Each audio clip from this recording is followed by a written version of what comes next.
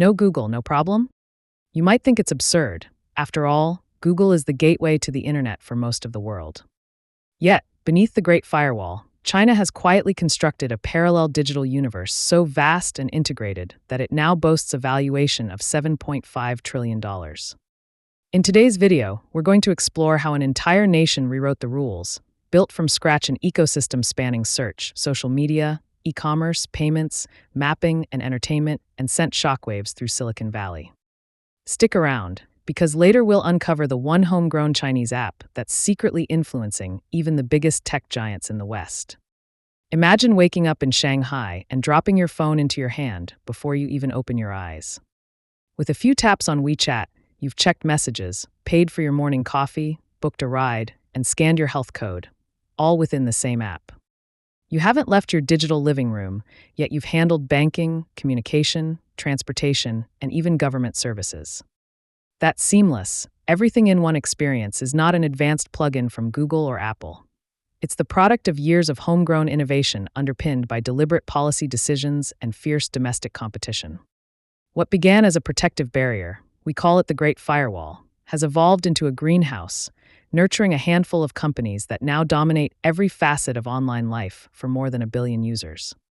Back in 2021, China's digital economy was already staggering. Valued at $7.1 trillion, it accounted for nearly 40% of the country's GDP. Fast forward to mid-2025, and that figure has swelled to $7.5 trillion, an increase that outpaces even the most bullish forecasts. As the numbers climb, it's easy to feel overwhelmed by their scale. But what truly matters is how that wealth is generated and captured by a self-contained network of platforms that have no need for Facebook's algorithms or Amazon's logistics. Instead, they leapfrog traditional Western models by weaving together services in ways that feel intuitive to users raised with mobile-first expectations. Take the Bat Triumvirate, Baidu, Alibaba, and Tencent, often compared to Google, Amazon, and Facebook, yet operating on an entirely different blueprint. Baidu controls over half of China's search market, offering its own maps, cloud services, and AI products. Alibaba's Taobao and Tmall, along with JD.com and upstart Pinduoduo, collectively handle more than 70% of online retail transactions, amounting to 3.56 trillion yen in 2024 alone. Meanwhile, Tencent's WeChat is no mere messaging app. It's a digital Swiss Army knife that supports chat, payments, social feeds, mini-programs, and more, all in a single interface. In short, these firms have taken functions we keep in separate silos and fused them into a cohesive, sticky environment where users spend exponentially more time. What makes this model so magnetic is the blend of convenience and habit formation. When everything you need is under one roof, it's harder to step outside that ecosystem. Users open WeChat an average of 12 times per day.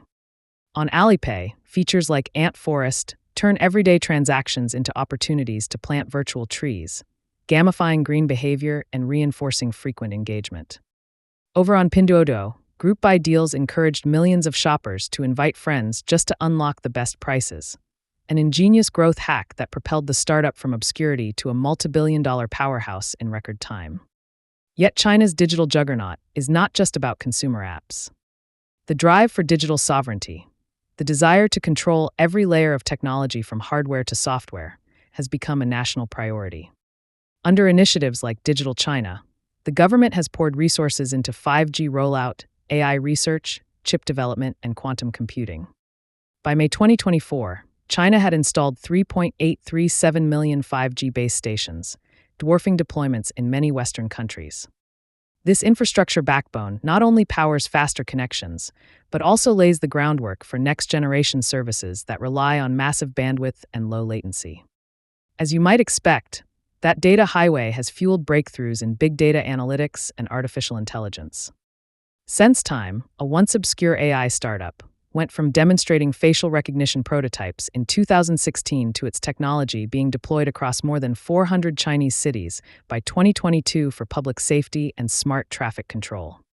With the world's largest population generating trillions of data points every day, Chinese firms enjoy an unparalleled advantage for training machine learning models and fine-tuning services to local preferences. So why hasn't Google or Facebook managed to reclaim a foothold? The answer lies partly in regulatory barriers, but more fundamentally in the fact that these domestic champions simply out-engineered their foreign counterparts for the unique demands of the Chinese market. It's not just about copying features. It's about understanding user behavior at a cultural level and responding with lightning speed. For instance, Tencent introduced mini-programs, lightweight apps that run inside WeChat, long before anyone in Silicon Valley had even considered the concept of embedded super apps. This innovation opened the door for everything from booking doctor's appointments to ordering groceries without ever downloading a separate APK. It's a level of integration that Western platforms, built on open ecosystems and multiple app stores, have yet to replicate effectively. But the story doesn't end with the bat giants. ByteDance, the creator of TikTok's Chinese sibling Douyin, is a formidable contender in its own right. Zhang Yiming, writing the first lines of code in his dorm room back in 2012, could hardly have predicted the scale his platform would reach. Today, Douyin captivates over 746 million monthly active users with an average session length that tops 23 minutes, longer than TikTok's engagement metrics in the United States. Meanwhile, Meituan dominates food delivery and local services, and Didi Chuxing processes hundreds of millions of rides daily, sidelining Uber by mastering local regulations and partnering with state-backed infrastructure. All of this activity paints a stark picture. China has achieved digital independence. It doesn't need Google's search algorithms, Facebook's social graph, or Amazon's cloud services to propel its economy forward. And as it cements that independence, it is no longer content to play catch-up. It seeks to set new global standards. Whether through Huawei's advancements in 5G, Alibaba's cloud computing arm expanding into Europe, or TikTok's cultural influence, Chinese tech companies are asserting themselves on the world stage, even as Western regulators weigh bans and restrictions. This emerging reality has forced Silicon Valley to reassess its assumptions. The shock isn't simply that a closed ecosystem can thrive. It's that isolation has, paradoxically, accelerated innovation. When Chinese firms couldn't license the latest Android builds or integrate Google's Maps SDK, they built their own alternatives from the ground up, often arriving at solutions that feel more native to a mobile-first, super app-driven lifestyle. The necessity of self-reliance has spurred creative leaps in areas like mobile payments, where Alipay and WeChat Pay together process tens of trillions of dollars each year, and in AI-powered features that, rather than being afterthoughts, are baked into every layer of the product experience. Looking ahead, the contest for digital supremacy will no longer hinge solely on market share. It will be a battle of ideologies and standards. How do we govern data privacy? What ethical frameworks guide AI development? Which encryption protocols underpin 5G networks? As different spheres of the internet crystallize, one tethered to Western open-source norms, the other to Chinese state-influenced architectures, the days of a singular, global digital order may be coming to an end. For businesses and policymakers outside China, this split presents both challenges and opportunities. On one hand, Western tech giants face a near-impenetrable market for their core services. On the other, countries seeking to modernize their digital infrastructure might look to China's playbook for guidance on deploying super apps, scaling payments networks, or rolling out 5G at lightning speed. In regions from Southeast Asia to Africa, we're already seeing government-backed digital ID systems and mobile payment platforms that draw inspiration from the Chinese model. And for us as consumers and observers, the unfolding story is nothing short of fascinating.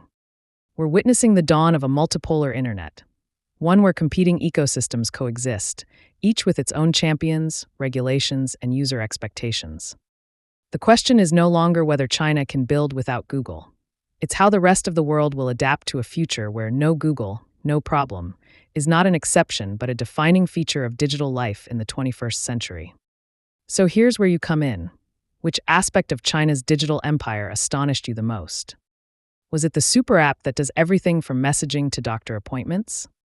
The way Pinduoduo turned bargain hunting into a viral phenomenon? Or perhaps the government's aggressive push for 5G and AI infrastructure? Let me know in the comments below. Type A for super apps, B for innovative e-commerce hacks, or C for the national tech strategy that underpins it all.